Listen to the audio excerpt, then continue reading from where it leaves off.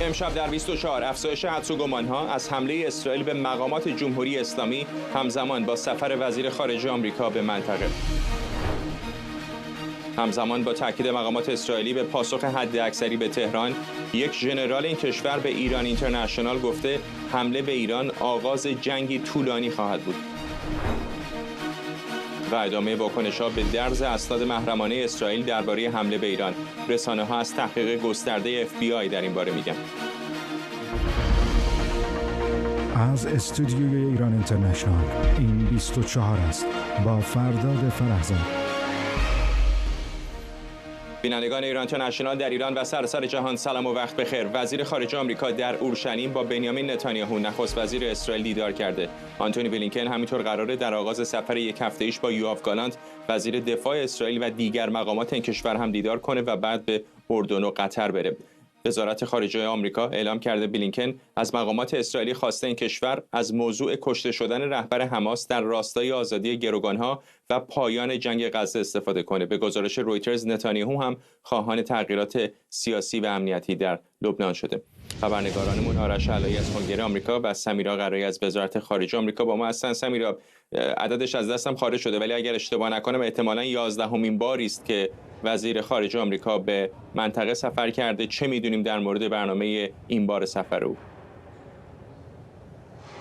فردا دقیقاً 11مین سفری است که از 7 اکتبر تا به امروز آقای بلینکن داره انجام میده. احتمالاً آخرین سفرش هم باشه، آخرین تلاش‌های ایالات متحده است برای اینکه بتونند به یک غزه برسند و گروگان‌ها رو آزاد بکنند. 101 گروگان که 7 نفرشون آمریکایی هستند و بعد از مرگ یحیی سینوار داره این سفر اتفاق میفته. بلافاصله بعد از انتشار خبر مرگ سینوار و بعد از اون باقی وزرا مثل وزیر دفاع و وزیر خارجه گفتند که این برای اسرائیل یک فرصت هست و آقای بلینکن هم با این پیام به اسرائیل رفته که اسرائیل باید از این فرصت استفاده کنه، این فرصت رو مغتنم بشماره و تلاش بکنه تا به ویژه گروگان‌ها رو آزاد بکنه.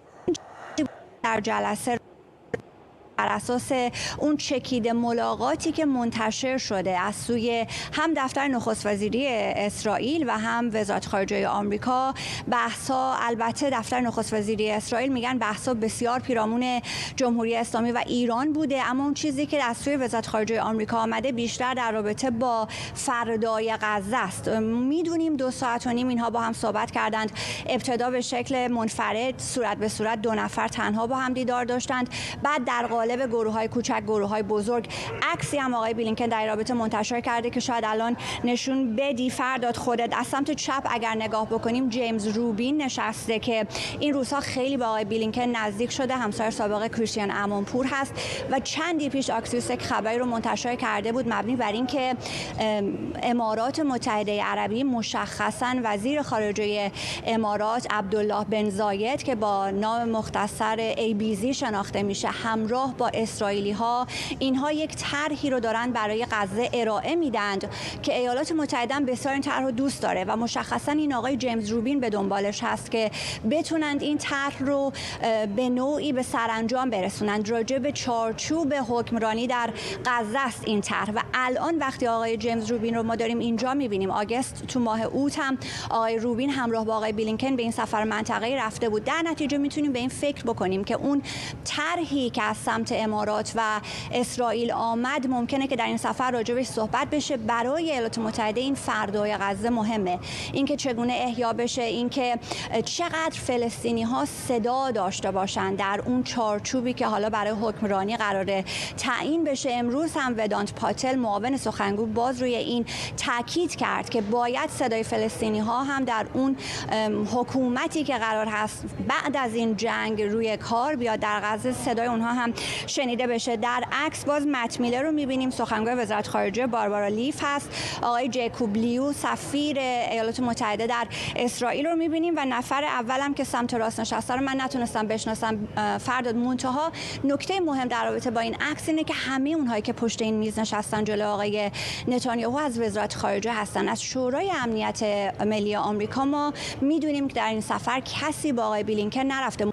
مشخصا تلاشی هست که وزارت خارجه داره انجام میده. بعد از اینکه سینوار کشته شد آقای بایدن یک تماسی از همون هواپیمایی که سوارش بود داشت میرفت آلمان با آقای نتانیاهو گرفت و گفت تونی رو بلافاصله میفرستم که بیاد و دیدیم که 2-3 روز بعد آقای بلینکن راهی این سفر شد و باید ببینیم که چقدر این سری وزارت خارجه میتونه حرف برای گفتن داشته باشه در رابطه با آزادسازی گروگان‌ها، آتش بس در غزه، بحث جمهوری اسلامی که از سمت آقای نتانیاهو بسیار در این ملاقات مطرح شده. آقای نتانیاهو تشکر کرده از طرف آمریکایی بابت اینکه در تمامی این ماها کنار اسرائیل ایستادن. بعد از آقای نتانیاهو آقای بلینکن قرار بود که با آقای گالانت و آقای درمر که وزیر امور استراتژیک اسرائیل هست بسیار با آقای نتانیاهو هم نزدیک، با اونها هم دیدار بکنه و به همین ترتیب با رئیس جمهوری اسرائیل هم آقای بلینکن امروز این دیدارها رو به وقت معلی فکر می‌کنم همه رو انجام داده. من فکر می‌کنم ممکنه که راهی مصر هم آقای بلینکن بشه با توجه به اینکه ما چندی پیش شنیدیم که مصر یک ابتکاری رو ارائه داده که یک توافق بسیار محدود و کوچک بین اسرائیل و حماس ایجاد بشه. این رو مصر از سمت خودش گفته، این رو حماس به مصر اطلاع نداده که حالا مصر بخواد به اسرائیل و ایالات متحده بگه. باید ببینیم که مصر اون توافق کوچکی که داره که شامل آزادسازی 6 گروگان و 2 هفته آتش بس هست، باید ببینیم که به کجا میرسه. آیا آقای بلینکن به مصر خواهد رفت یا نه؟ اینها رو باید ببینیم فرداد. ممنونم از تو آرش. میدونم که در آمریکا هم قانونگذاران هم اعضای کابینه با نگرانی و دقت دارن دنبال میکنن که مرحله بعدی به خصوص برای اسرائیل چه خواهد بود در واکنش احتمالیش به تهران. چه میدونیم در مورد این نگاه‌های مختلفی که الان در واشنگتن وجود داره؟ ببین از 3 تا زاویه متفاوت میشه بررسیش کرد. یک، داستان انتخابات آمریکا. 2 هفته دیگر انتخابات هست اینجا و دولت بایدن تمام تلاش خودش رو انجام داد پس از حملات موشکی جمهوری اسلامی به اسرائیل که اسرائیل رو متقاعد بکند که به تأسیسات هسته‌ای ایران حمله نکند، به تأسیسات نفتی حمله نکند، محدود بکند این حملاتی که قرار است انجام بدهد به جمهوری اسلامی رو به یک سری اهداف نظامی و اهداف اطلاعاتی یا بعضی از زیرساخت‌های اقتصادی در ایران. دلیل اصلیش به خاطر این است که دولت بایدن نگران هست از اینکه ناگهان آتش جنگ در منطقه جوری شعله‌ور بشود که رو بازار نفت تاثیر بگذارد و بعد نتیجهش در انتخابات آمریکا حس بشود. این یک بخشش است. بخش دوم این است که دولت بایدن در واقع از 2 طرف دهنش صحبت می‌کند. از یک طرف میگوید ما آتش بس می‌خواهیم، به دنبال آتش بسیم به اسرائیل فشار بیاریم، از اون طرف تقریبا تمامی سلاحایی که اسرائیل میخواد رو بهش میدند، شاید حتی بیشتر. سمیرا اشاره کرد دولت نتانیاهو راضی است از آمریکایی‌ها از همکاری که داشتند، زمینی که لوید آستین وزیر دفاع هم دیروز در اسرائیل بود، سیستم دفاع ضد موشکی ثاد رو برده آقای لوید آستین به اسرائیل همراه خودش و ایشون تایید کرد که ثاد الان نصب شده است در اسرائیل. نزدیک 100 سرباز آمریکایی در خاک اسرائیل الان از این سیستم استفاده خواهند کرد در مقابل حملات احتمالی جمهوری اسلامی. و بعدم سومین مسئله نشت و درز اخبار محرمانه است که مخصوصا اون 2 مدرکی که کانال تلگرامی میدل ایست اسپکتیتور منتشر کرده است. کانال تلگرامی است که اگر شما برید نگاه بندازید واضحا طرفدار جمهوری اسلامی است، از میم های خامنه ای استفاده می کند، خیلی لحنش نزدیک است به مقامات مثلا به اسرائیل میگوید رژیم صهیونیستی و از این لغتی که اونها استفاده میکنن استفاده میکنن.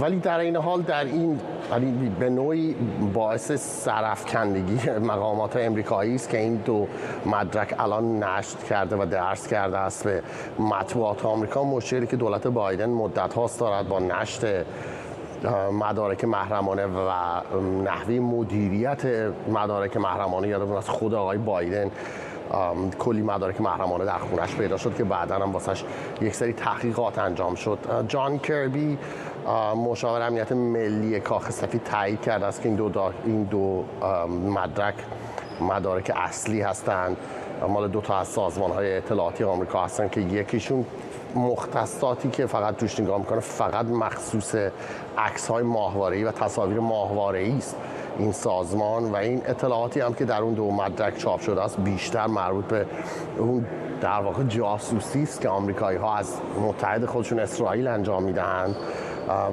ولی اطلاعاتی که در اونجا منتشر شده است باز هم اشاره نمی کند که اسرائیل قرار است چه بکند. یک سری تصاویر واضحاً آژانس‌های اطلاعاتی آمریکا دیدند، یک سری مانورهای نظامی رو در اون تصاویری که میدن دیدند که میتونن بگن اینا احتمالاً تمرینی است برای حمله به جمهوری اسلامی، ولی هنوز نمیتونن، در این مدارک اشاره‌ای نشده است که به کجا قرار است حمله کند یا با چه وسعتی قرار است اسرائیل حمله کند به جمهوری اسلامی.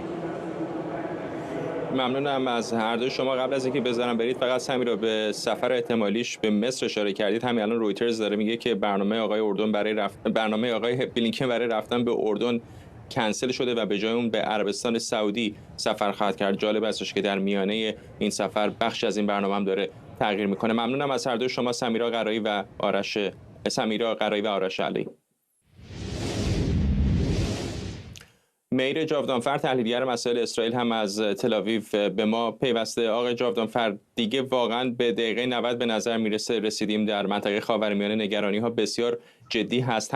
حتی حرف از این هستش که ممکنه اسرائیل بعضی از مقامات جمهوری اسلامی رو هدف قرار بده، به خصوص بعد از اینکه به یکی از اقامتگاه‌های آقای نتانیاهو سوء قصد نافرجامی صورت گرفت. چقدر محتمل می‌بینید چنین گزینه‌ای رو؟ هیچ کدوم از این شایعه ها رو، هیچ کدوم از این گزارش های تعیین نشده رو نمیشه باور کرد، چون هیچ کس به جز سازمان های اطلاعاتی اسرائیل نمیدونه که اسرائیل چه کار میخواد بکنه. میتونیم گمان زنی بکنیم شاید اسرائیل این کارو بکنه اون کارو بکنه، ولی اینکه حالا اولا من تو تاریخ 75 ساله اسرائیل تا الان نشیدم که اسرائیل بخواد یکی از رهبرانی کشور رو بکشه. رهبران گروه ها بله، ولی رهبران کشور ما این همه سال جنگ داشتیم با جمال عبدالناصر، با حافظ الاسد، اینا ما هیچ وقت اسرائیل سر نکرد که رهبران اونها رو از بین ببره. پس برای من سخت قبول بکنم که حالا با وجود اینکه یک گروه از لبنان حزب الله به اسرائیل شلیک کرده بود به خونه آقای نتانیاهو، حالا آقای نتانیاهو بخواد بیاد بزنه آقای خامنه‌ای رو بکشه. به نظر من قبول نمی کنم که همچین سناریویی واقعا محتمل باشه. به نظر من یکی از سناریوهایی که محتمل نیست. هزینه سیاسی بین‌المللیش هم احتمالاً خیلی بالا خواهد بود اگر واقعا چنین کاری بکنه. نه فقط این، با کی جانشین آقای نتانیاهو، آقای خامنه‌ای خواهد شد. کسی میدونه؟ یکی از مسائل سری تو ایران. خود مسئولان جمهوری اسلامی ایران میگن که مسئله سریه، که فقط 3 نفر تو ایران میدونن که کی میاد جانشین ایشون بشه. و مسائل دیگه هم هستش که بر اساس گزارش ها هستش که بله به نظر میاد که اسرائیل منصرف شده از حمله کردن به تأسیسات اتمی و تأسیسات نفتی ایران در ازای اینکه آمریکا این سیستم های پیشرفت رو بفرسته به اسرائیل، سیستم های بالیستیک بسیار بسیار پیشرفته که خیلی هم برای اسرائیل مفید است. اینا هستش که تا الان میدونیم. آیا اسرائیل کارهای دیگه میتونه بکنه؟ اگه من شخصا بگم، اگر سیاستمداران اسرائیل بیان دخالت نکنن در انتخاب اهداف در ایران، من 100% به نیروی هوایی اسرائیل و سازمان‌های اطلاعاتی اسرائیل من اطمینان دارم که اونها میدونن که دارن چیکار میکنن و میتونن اهداف مناسبی رو پیدا بکنن. به نظر میرسه که هم آقای بلینکن هم رئیسش آقای بایدن در این هفته‌های اخیر بسیار تلاش کردند تا میزان واکنش احتمالی اسرائیل رو به شکلی محدود نگه دارن، اما در عین حال به خصوص در این 1 سال گذشته دیدیم که اسرائیل خیلی اوقات حتی مهمترین شریک دفاعی ایالات متحده رو غافلگیر کرده. همین الان در بیروت می‌بینیم علیرغم اینکه طرفای آمریکایی هی حرف از آتش بس و کاهش تنش میزنن، چپ و راست اسرائیل داره بمباران میکنه مناطق مختلفی رو در بیروت و همینطور در جنوب لبنان.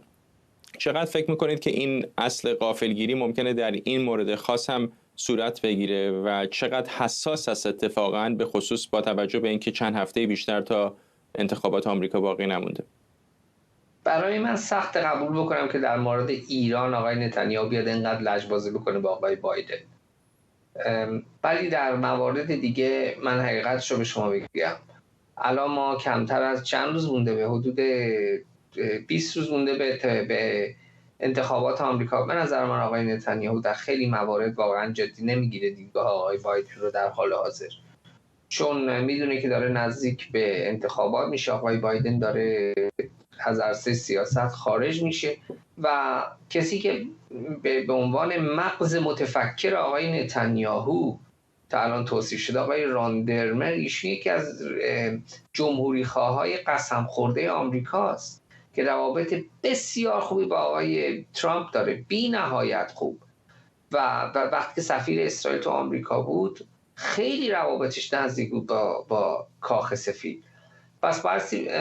پس در ماه‌های آینده من فکر نکنم که در حداقل تا انتخابات من فکر نکنم که آقای نتانیاهو به جز اهداف در ایران واقعا دیدگاه آقای بایدن رو جدی بگیره. ولی اگر آقای بایدن ببازه در اون یه ماهی که مونده بین انتخابات، بین اینکه آقای ترامپ وارد بشه، آقای بایدن میتونه واقعا زندگی رو سخت بکنه برای آقای نتانیاهو، چون داره میره دیگه. میتونه مثلا وتو نکنه قطعنامه‌های بسیار سختی رو علیه اسرائیل، همین کاری که اتفاقا آقای اوباما کرد، چون آقای نتانیاهو جونش رو به لبش رسونده بود آقای اوباما رو. و یک مسئله دیگه هم که واسه به اشاره بکنم، اضافه بکنم با اجازه شما، این است که الان در اسرائیل بر اساس کانال 12 نگرانی وجود داره که بعد از حمله اسرائیل به ایران، شاید ایران، به نظر میاد که ایران داره خودش رو آماده میکنه برای یک حمله جواب فوری، نه مثل اون دفعه که چند هفته یا چند ماه طول داد. این دفعه به نظر میاد که جواب ایران فوری خواهد بود بر اساس این گزارش. ممنونم از شما. مهر جاودانفر، تحلیلگر مسائل اسرائیل از تل‌آویو. آویگدور لیبرمن، وزیر دفاع پیشین اسرائیل، میگه پاسخ اسرائیل به حمله موشکی جمهوری اسلامی باید حداکثری باشه. آقای لیبرمن گفته این جواب باید چرخه پینگ پونگ در برابر ایران رو بشکنه. وزیر دفاع پیشین اسرائیل گفته وقتی واکنش این کشور با قدرت باشه، دیگران به گفته او قبل از درگیر شدن خوب فکر خواهند کرد. در همین حال محمد علی جعفری، فرمانده سابق سپاه، گفته حمله اسرائیل به ایران محدود و کوچک خواهد بود. این اظهارات در حالی که امیر عویوی، یک مقام ارشد نیروی ذخیره اسرائیل، به نگار مجتهدی، خبرنگار ایران اینترنشنال، گفته حمله آتی اسرائیل به ایران آغاز جنگی طولانی خواهد بود که به گفته او در تمام برنامه‌های ایران تاثیر خواهد گذاشت. همانطور که گفتم، مهم نیست که اسرائیل اکنون به چه چیزی حمله می کند. این تنها یک حمله از میان حملات متعدد مورد نیاز خواهد بود.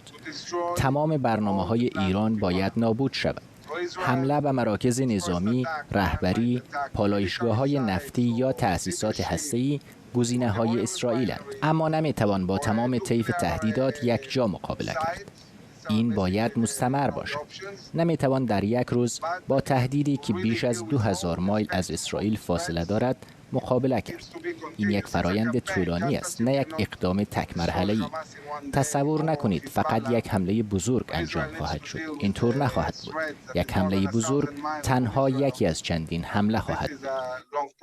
آقای عویوی در بخش دیگری از مصاحبهش با ایران اینترنشنال گفته حملات اسرائیل به ایران فراتر از انتخابات آمریکا ادامه خواهد داشت و هدف نهایی تشکیل یک ائتلاف آمریکایی اسرائیلی سنی به گفته او برای مقابله با آنچه که محور شیعه در منطقه نامیده است. اسرائیل بررسی می کند که به چه اهدافی در ایران حمله کند. اما باید بدانیم مسئله فقط این حمله نیست. این حمله آغاز یک جنگ طولانی بین اسرائیل و ایران است. و از آنجا که این جنگ از انتخابات آمریکا و آغاز ریاست جمهوری بعدی فراتر خواهد رفت، سوال مهم این است که در آمریکا چه اتفاقی خواهد افتاد، جایی که در آن به رئیس جمهوری نیاز داریم که درک کند آمریکا باید رهبری را به دست گیرد، ائتلاف را هدایت کند و از راه نظامی با تأسیسات هسته‌ای ایران و توانمندی‌های نظامی آن مقابله کند و محور شیعه را که در خاورمیانه شکل گرفته از میان بردارد. ما یک فرصت بزرگ داریم. اسرائیل عملاً خاورمیانه را دو دستی با آمریکا تقدیم می‌کند. این یک فرصت عظیم برای یک پیروزی بزرگ و ایجاد اتحاد اسرائیلی آمریکایی سنی است که خاورمیانه را با ثبات، مرفه و امن و به ما کمک خواهد کرد تا از شر این تهدید بزرگ نظامی ایران خلاص شویم. فرزین ندیمی، تحلیلگر امور دفاعی امنیتی در مؤسسه واشنگتن و امید معماریان، روزنامه‌نگار و تحلیلگر سیاسی از دیترویت با ما هستند. آقای ندیمی، شما هم واقعا چنین چیزی رو محتمل می‌بینید که این شروع یک جنگ طولانی بشه بین ایران و اسرائیل؟ میتونه باشه. من فکر می‌کنم این شخصیت اسرائیلی یک وضعیت حداکثری رو در نظر گرفته و بدترین سناریو رو که میتونه اقدام اسرائیل باعث یک پاسخ ایران بشه که در نتیجه اسرائیل هم پاسخ بده و یک سیر تسلسلی رو به وجود بیاره که در نهایت به یک جنگ طولانی بین اسرائیل و ایران منتهی بشه. ولی این نکته رو باید در نظر داشت که ایران و اسرائیل مرز زمینی ندارن و اگر بخوان با همدیگه به صورت زمینی درگیر بشن باید در کشور سوریه این اتفاق بیفته یا در کشور لبنان این اتفاق بیفته و ایران باید نیروهای زمینی خودش رو به اون کشورها منتقل بکنه و در اونجا این جنگ زمینی انجام بگیره. اگر قرار باشه که این جنگ صرفاً با استفاده از موشک و نیروی هوایی باشه که خب بله این کار احتمال داره به صورت یک زد و خوردهای متناوب انجام بگیره، ولی ادامه داشتن اون مسلماً کار طولانی مدتی نمیتونه باشه، چون هم ایران به هر حال ذخایر موشکی خودش هرچند هم زیاد باشه یک نهایتی داره و به پایان میرسه. اسرائیل هم نیروی هوایی خودش رو و بمب‌ها و موشک‌هایی که میتونه از اون استفاده بکنه در محدودیت داره و نمیتونه به صورت نامحدود این عملیات خودش رو ادامه بده مگر اینکه همونطور که گفته شد به صورت یک عملیات ائتلافی باشه که کشورهای دیگه‌ای از جمله ایالات متحده در اون نقش داشته باشن که اون هم باز میرسیم به اون سناریوی حداکثری. ولی با توجه به اینکه جنگ ایران و اسرائیل الان چندین دهه ادامه داره با هدفی که ایران یعنی حکومت اسلامی در ایران میخواد که اسرائیل رو از بین ببره و اونجا یک فلسطین به وجود بیاره، آمریکا رو از منطقه اخراج بکنه، در این کانتکست این جنگ وجود داره و اسرائیل و غرب هم سعی میکنن که ایران رو بازدارندگی تا حالا به وجود بیارن، کانتین بکنن، ولی کم کم شاید به این نتیجه برسن که باید یک اقدام جدی‌تری در این زمینه انجام داد و باید یا رفتار حکومت ایران رو به صورت جدی تغییر داد یا اینکه یک حکومت جایگزینی به فکرش باشن در ایران که یه مقداری امکانات روی زمین و اون اهدافی که براش متصور هست با هم همخوانی نداره. چون همونطور که عرض کردم اگر نیازی باشه که یک رژیم در یک کشوری عوض بشه باید به اصطلاح پوتین های سربازان روی زمین باشه و صرفاً با استفاده از توان هوایی این کار عملی نیستش. آقای معماریان، علیرغم اینکه در منطقه تنش بسیار بالاست، همه نگاه‌ها متوجه واکنش احتمالی اسرائیل، احتمالاً میلیون‌ها ایرانی هر لحظه پای تلفن و تلویزیونشون هستن تا ببینن این واکنش به چه شکلی خواهد بود، اما به نظر میرسه هرچند قیمت ارز رفته بالا، هرچند تنش‌هایی در داخل ایران هست، اما زندگی کم و بیش به حالت عادی در جریان. برنامه بودجه رو میبرن به مجلس. فضا شبیه یک فضای جنگی یا اینکه احتمال سقوط رژیم وجود داره دست کم اونطوری که حاکمان ایران دارن منعکس میکنن به بیرون نیست. آیا فکر میکنید این یک اشتباه محاسباتی است در ایران یا این یک آرامش قبل از طوفانه یا تصورشون اینه که حتی اگر اسرائیلی‌ها اگر واکنش نشون بدن محدود خواهد بود؟ میتونه یک ترکیبی از همه این عوامل باشه. به هر حال از خاطر اون نرفته که وقتی که مقامات آمریکایی به آقای زلنسکی گفتن که روسیه میخواد حمله بکنه به شما، آقای زلنسکی تا ساعت‌های آخر این باور رو نداشت و فکر میکرد که فقط مانورهای نظامی نزدیک مرز هستش و به هر حال با یه شرایط متفاوتی مواجه شد وقتی که این حمله انجام شد.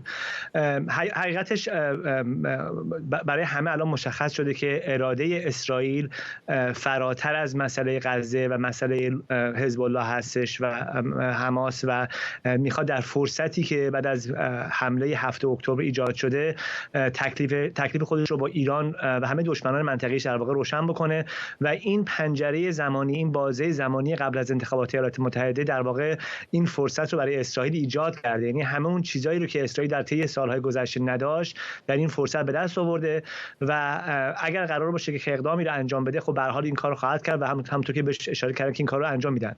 حالا اینکه این کار رو چجوری انجام خواهد داد، به نظر میرسه که ایالات متحده همخوان نیست با اسرائیل در خصوص اینکه بخواد که این حمله گسترده باشه و حمله‌ای باشه که منجر بشه که ایران یک جوری به یک نوعی ناپایدار بشه، شرایط ناپایداری داشته باشه. این مسئله هستش که کشورهای عربی هم خواستارش نیستن، برخلاف اون صحبتی که اون افسر اسرائیلی میکرد که یک اتحادی بین اسرائیل و ایالات متحده و کشورهای عربی در واقع انجام بشه که با ایران مقابله بکنن. کشورهای عربی قطعا از این که بخواد ایران ناپایدار بشه، بی‌ثبات بشه و این حمله اسرائیلی به یک مسئله دامنه‌دار و طولانی مدت منجر بشه حمایت نمی‌کنن، به خاطر مسائل خیلی ساده از جمله مسائل اقتصادی و ثبات کشور خودشون متوجه به نزدیکی که با ایران دارن.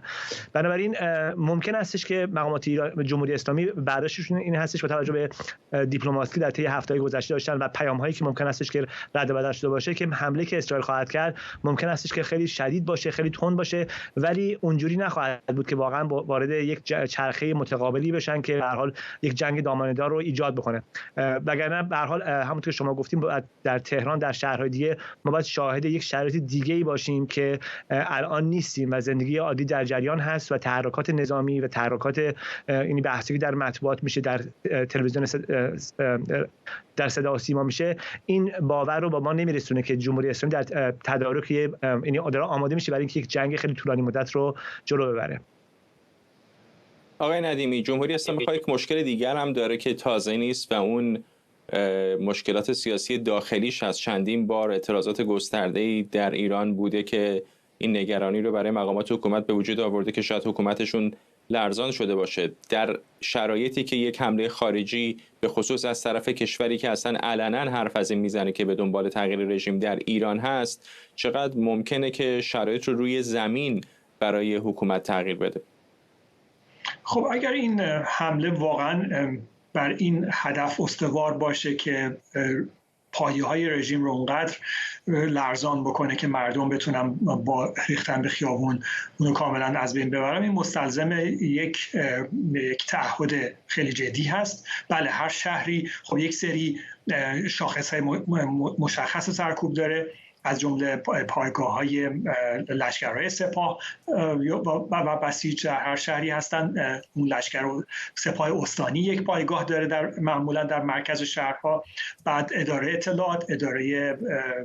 اطلاعات سپاه و این نوع پایگاه‌های شاخص در هر شهری وجود دارن که اگر به صورت مفروض فرض کنیم که این 5 پایگاه در هر شهر عمده در کشور و همینطور چندین پایگاهی که در مناطق غیر شهری هستند مورد حمله جدی قرار بگیرن و صدمات زیادی به اونها وارد بشه و اینو مردم ایران ببینن، طبیعتاً میتونن رفتار متفاوتی داشته باشن، با آسوده خاطری بیشتری به هدف خودشون برسن. ولی این همونطور که عرض کردم مستلزم یک عملیات هوایی بسیار جدی و پر شمار خواهد بود که من فکر نمی‌کنم نه نیروی هوایی اسرائیل توانایی این کار رو داشته باشه و نه ایالات متحده انگیزه این کار رو داشته باشه. هدف طبیعتاً هدف چیز دیگه ای هستش. هدف این هستش که به صورت مشخص یک سری پیام‌هایی به ایران داده بشه. برخی هدف‌های محدود ولی با اهمیت قابل توجه مورد حمله قرار بگیره. پدافند هوایی ممکنه، پایگاه پدافند هوایی یا رادارهای پدافند هوایی همچنان ممکن جزء اهداف اولیه اصلی باشن و بعد نگاه کنن ببینن که ایران چه واکنشی نشون میده که بستگی به واکنش ایران مراحل بعدی رو برای خودشون تعریف کنن. آقای معماریان، به نظرتون تصویری که منطقه به خصوص از جمهوری اسلامی داره قبل و بعد از این حمله احتمالی اسرائیل چه تغییراتی خواهد کرد؟ ببینید، در طی ماه گذشته به هر حال اون چیزی که ما در غرب می‌بینیم، در آمریکا می‌بینیم، در اروپا می‌بینیم خیلی متفاوت هست با اون چیزی که در کشورهای عربی دیده میشه و قطعاً این اقداماتی که جمهوری اسلامی در 2 حمله به اسرائیل انجام داده خب بسیاری رو در خیابان‌های کشورهای عربی به خودش جلب کرده. مسئله اصلی اینجا این هستش که به هر حال مردم ایران قطعا حمایت نمی‌کنن از یک جنگ با اسرائیل. مردم ایران از سیاست خارجی جمهوری اسلامی حمایت نمی‌کنن، از برنامه هسته‌ای که این همه براشون خسارت زده حمایت نمی‌کنن، از ماجراجویی‌های مقاماتشون حمایت نمی‌کنن. در خصوص گروه‌های نیابتی قرار بود که اتفاقا امنیت کشور رو حفظ بکنن، ولی الان این حمایت از گروه‌های نیابتی، حزب الله و حماس و حوثی‌ها و جای دیگه باعث شده که ایران وارد یک جنگ مستقیم با خود اسرائیل بشه. بنابراین در هر چقدر هم که در داخل کشورهای عربی یا کشورهای دیگه جهان مثلا کسایی که موضوعات دیگه دنبال میکنن حمایت اونا رو داشته باشن، حمایت افکار عمومی داشته باشن، در یعنی اون کشورهای جنوب در واقع داشته باشن، در داخل ایران این حمایت بسیار ضعیف هست و این مسئله هستش که به هر حال چشم انداز اینی که بخواد ایران یعنی جمهوری اسلامی بخواد که با اسرائیل وارد یک چرخه تقابلی سنگین بشه، جنگ دامنه‌دار بشه رو یه خورده تیر و تار میکنه. یعنی که به نظر نمیرسه که مقامات جمهوری اسلامی نه از نظر نظامی، نه از نظر اقتصادی و نه از نظر افکار عمومی و حمایت مردمی در جایی باشن که بخوان که چنین کاری رو انجام بدن. به هر حال 2 حمله کردن و الان اگه اسرائیل حمله بکنه با توجه به بدید که ابعاد این حمله چه خواهد بود، ولی خب به نظر میرسه که همه دارن انتظار میکشن که ببینن که اسرائیل که حمله رو کی میکنه و چه جوری در چه ابعادی هست. ولی در داخل کشور جمهوری اسلامی بحران بزرگی مواجه خواهد بود با توجه به اینکه هر صدمه‌ای که ایران ببینه، مخصوصا اگر صدمه بخوره بخشایی که مردم ازش بهره مند هستن، مثل صنایع نفتی، مثل تأسیسات زیربنایی، اینا چیزایی هستش که اگر صدمه بخوره مردم به طور مستقیم ازشون به زندگیشون تحت تاثیر قرار میگیره. بنابراین از این جهت چنین حمله‌ای میتونه از چند طرف جمهوری اسلامی تحت فشار بذاره و فشار مردمی به نظر من که از اون بخشا هستش که قطعا جمهوری اسلامی با توجه به این اعتراضات مداومی که ما در طی سالهای گذشته داشتیم از 98 تا 99 و بعدش هم جنبش زن زندگی آزادی، قطعا به عنوان تهدید امنیتی بسیار جدی باش نگاه می‌کنن و من از این جهت فکر می‌کنم که مجموع شرایط به نحوی هستش که حالا بستگی به حمله اسرائیل و ابعاد اون و گستره اون، مقامات جمهوری اسلامی باید خیلی تردید داشته باشن در اینکه بخوان که واقعا وارد یک جنگ با اسرائیل بشن که قطعا از نظر نظامی هم برتری داره و هم حمایت بیچون و چرا و چک سفیدی ایالات متحده رو پشت سر خودش داره. ممنونم از هر دوی شما. فرزین ندیمی، تحلیلگر امور دفاعی امنیتی در مؤسسه واشنگتن، و امید معماریان، روزنامه‌نگار و تحلیلگر سیاسی از دیترویت. به گزارش واشنگتن پست، FBI در حال تحقیق درباره افشای احتمالی اسناد محرمانه مربوط به برنامه‌های احتمالی اسرائیل در این حمله است. این اطلاعات شامل جزئیاتی درباره تمرین‌های نظامی و استقرار تسلیحات اسرائیلی که در یک کانال تلگرامی که گفته میشه به جمهوری اسلامی نزدیک منتشر شدند. این اسناد میگن هدف از این مانورها تمرین سوختگیری هوایی و عملیات جستجو و نجات بوده. ساعتی پیش دونالد ترامپ در شبکه اجتماعی تروت سوشال در این مورد نوشت که این موضوع به اسرائیل آسیب جدی وارد کرده و اطلاعات و استراتژی‌های جنگی اونها رو به خطر انداخته. عارف یعقوبی خبرنگارمون از پنتاگون با ما همراه شده. عارف، می‌دیدم که همین دقیقه پیش کنفرانس مطبوعاتی پت رایدرز در پنتاگون هم به پایان رسید. چه پرسیدن از او به خصوص در مورد این درز اطلاعات و جواب او چه بود؟ همینطور از فرداد سوالای زیادی در این مورد پرسیده شد، طبعا چون یکی از موضوعات مهم اینجا در واشنگتن و در رسانه‌های آمریکایی و بین المللی است و جنرال رایدر سخنگوی پنتاگون یا وزارت دفاع آمریکا گفت وزارت دفاع با FBI همکار است تا این مسئله تحقیق شود و به صورت همه‌جانبه مورد بررسی قرار بگیره، اما جزئیات بیشتر ارائه نکرد. گفت مسئله حساسی است و هنوز ما در آغازین مراحل تحقیقات قرار داریم. هیچ نشان و علائم و مدارک مشخص ارائه نکرد که چگونه، توسط کی، چه زمان این اسناد و با چه نیتی هک شده یا لیک شده و چه کسانی پشت این ماجرا هست. اما جنرال رایدر تاکید کرد که وزارت دفاع آمریکا شدیداً این مسئله را با همکاری FBI پیگیری میکنه و جزئیات بیشتری در مورد اشاره نکرد. اما یک سوال هم که پرسیده شد در مورد این که گویا فرد مشخصی اینجا در پنتاگون گویا مورد تحقیق قرار گرفته در پیوند با این مسئله، اما جنرال رایدر این مسئله را رد کرد و گفت فرد مشخصی در ارتباط با این پرونده مورد بازجویی تحقیق قرار نگرفته. البته این اسنادی که درس کرده، اسناد فوق محرمانه، خب توسط دو نهاد زیر مجموعه پنتاگون یا وزارت دفاع آمریکا جمع آوری شده. طبعا مسئله مهم است برای پنتاگون، یک نهاد امنیت ملی و همینطور نهاد در واقع امنیت ملی اطلاعات مکانی که در واقع تصاویر ماهواره جاسوسی ایالات متحده آمریکا شامل این بود. البته جزئیات تصاویر عکسی در این اسناد و مدارک نبوده، منتها جزئیاتی از تصاویر را در این اسناد و مدارک بازتاب داده. اما در رسانه ها، حالا در کنار اظهارات سخنگوی پنتاگون، رسانه ها مثل نیویورک تایمز، CNN و فاکس نیوز هم گزارش های منتشر کرده. در عین حال واکنش های هم ما داشتیم. از جمله CNN گفته که گویا FBI در آغازین اقدام های تحقیقاتی خود سعی میکنه که در واقع شناسایی کنه که چه کسانی در این به این اسناد فوق محرمانه دسترسی داشتن و بعد مراحل بعدی، اما بیشتر جزئیات نداده و این هم هنوز معلوم نیست که آیا این اسناد توسط افراد مشخصی لیک شده، درس کرده یا شاید هم مسائل به اصطلاح هک و مسائل اینترنتی باشه. اما آنچه در رسانه ها مطرح شده این گمانزنی ها رو بیشتر میکنه که گویا فرد پشت افشای این اسناد محرمانه باشه.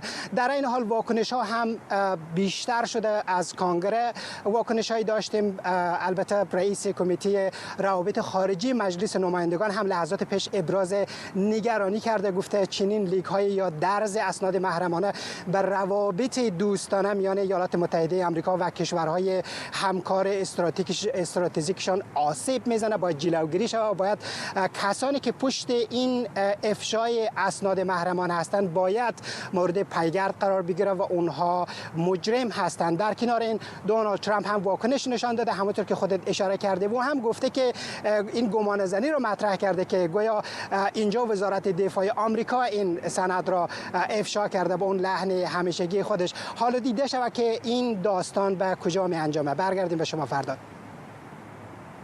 ممنونم از طارق یعقوبی خبرنگارمون از پنتاگون با ما. شبکه الحدث رسانه عربستان سعودی به نقل از منابع خبر داده افرادی در سفارت جمهوری اسلامی در بیروت در حمله پهپادی اخیر به اقامتگاه بنیامین نتانیاهو دست داشتند. همزمان اسرائیل از بازداشت عده دیگری به اتهام همکاری با جمهوری اسلامی خبر داده. به گفته نهادهای اطلاعاتی این 7 نفر در اورشلیم به اتهام برنامه‌ریزی برای ترور یک دانشمند هسته‌ای اسرائیل و همینطور خرابکاری در این کشور بازداشت شدند.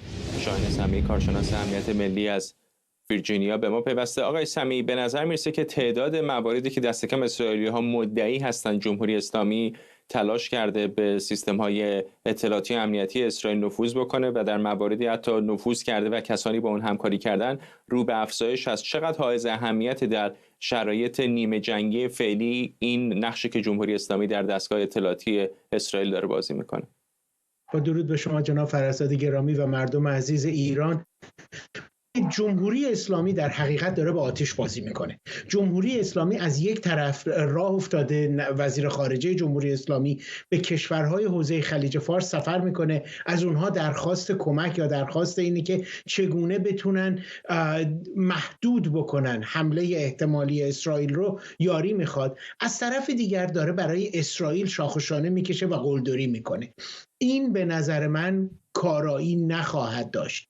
اسرائیل همه اینها رو یک به یک اضافه میکنه به اصطلاح جرم‌های پیشین جمهوری اسلامی. جمهوری اسلامی اگر فقط به همون 180 تا موشکی که زده بود به اسرائیل بسنده کرده بود، ممکن بود کار براش آسانتر تمام بشه. اما در حال حاضر با تعرض به جان نخست وزیر اسرائیل، با فرستادن تروریست ها، با فرستادن جاسوس، با اجیر کردن جاسوس ها که بخوان افراد داخل اسرائیل رو شناسایی یا مورد حمله قرار بدن، بیشتر و بیشتر داره برای خودش دردسر میخره.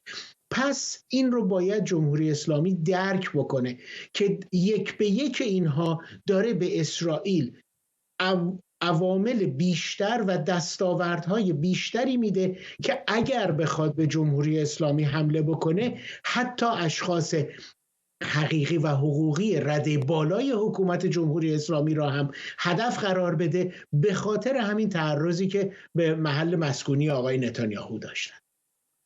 اتفاقا اول برنامه همین سوال از آقای جاودانفر هم پرسیدم. او معتقد بودش که چون اسرائیل هرگز چنین اقدامی انجام نداده، هرچند حالا ادعایی هستش که یک بار علیه صدام حسین چنین پروژه‌ای داشتند که نیمه کار رها کردن، ولی حالا اگر اون رو کنار بذاریم مرسوم نیستش در عرف بین‌الملل که رؤسای حکومت‌ها رو هدف قرار بدن. چقدر واقعا فکر می‌کنید ممکنه اسرائیل دست به چنین کاری بزنه؟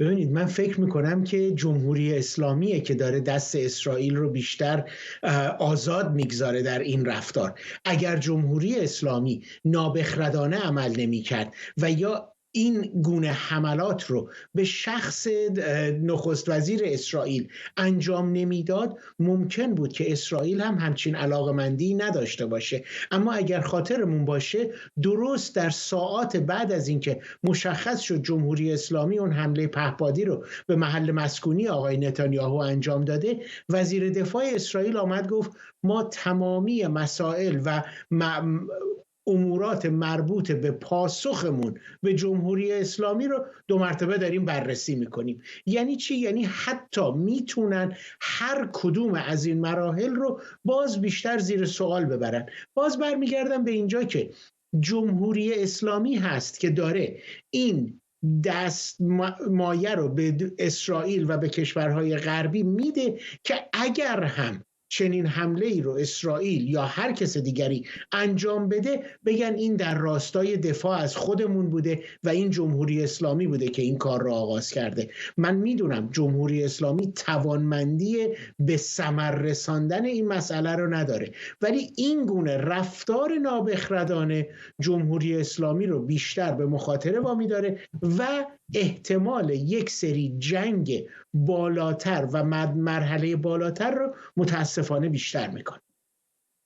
حالا در مورد این حمله خاص در شمال اسرائیل، خود حزب الله گفته که مسئولیتش رو میپذیره. حزب الله گروهی هستش که بالاخره مهمترین رهبرش رو در حمله اسرائیل از دست داده. خود دولت اسرائیل هم ابایی نداشته از هدف قرار دادن عالی رتبه ترین مقامات چه حماس مثل یحیی سنوار که به تازگی کشته شد و پیش از اون هم دبیر کل حزب الله. چقدر فکر میکنید که از منظر اونها ممکن اتفاقا حملات این چنینی مشروع به نظر بیاد، برای اینکه میگن شما رهبران ما رو میکشید، بنابراین ما هم به دنبال نخست وزیر شماییم؟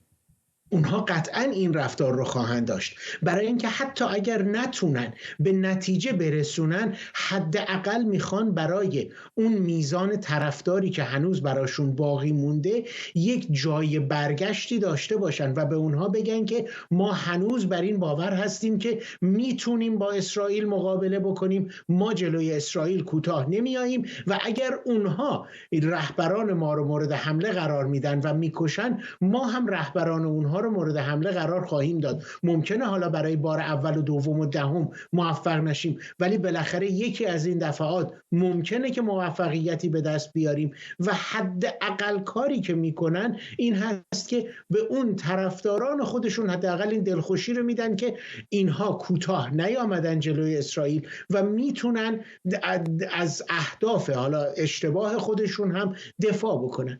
اما مسئله‌ای که اینجا باقی میمونه این هست که چقدر این توانمندی ها در مقابل اون افرادی که فعلا طرفدار حماس و حزب الله هستن ارزشمند هست. ما در گزارش‌های اخیر دیدیم که مردم کوچه و خیابان بودن که آمدن میگفتن ما به سطوح آمدیم، ما نیازی به هیچ کدوم از این جنگ و دعوا و مناظره نداریم. پس به نظر من یه مقداری هم حتی اگر حزب الله و حماس و اینها هم بخوان یک چنین رفتار نابخردانه ای رو پیش ببرن، اون میزان طرفداراشون هستن که هر روز به روز وقتی کمتر بشه این میزان تعرضات رو کمتر میکنه. ولی در مجموع اینها افرادی هستند که درس از گذشته نمیگیرند و افراد درجه یک حزب الله و حماس که الان تعداد زیادیشون هم باقی نمونده، به نظر من انقدر در تشویش و انقدر در بلا تکلیفی هستند که فقط اونچه که از جمهوری اسلامی بهشون میرسه رو انجام میدن. ممنونم از شما. شاهین سمیعی، کارشناس امنیت ملی از ویرجینیا با ما. ممنونم از شما که بیننده برنامه 24 امشب بودید. برنامه رو با تصاویری زنده از آسمان لبنان به پایان میبریم.